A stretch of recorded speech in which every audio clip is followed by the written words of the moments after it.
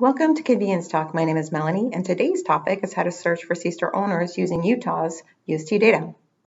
So I wanted to start with this blog post on Convenience Talk, and the reason is that it has all the links to the UST databases organized by state. And so if we go down to Utah and click on this link, it would take you to this page. And so I downloaded this file, which is an Excel file, and brought it up into Google Docs. What you can see is the location name over here.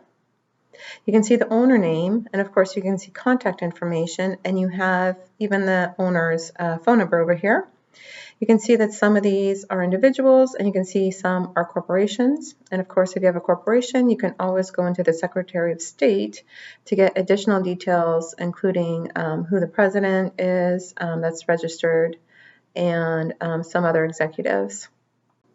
And that's it for Utah. My name is Melanie. Thank you for watching this video.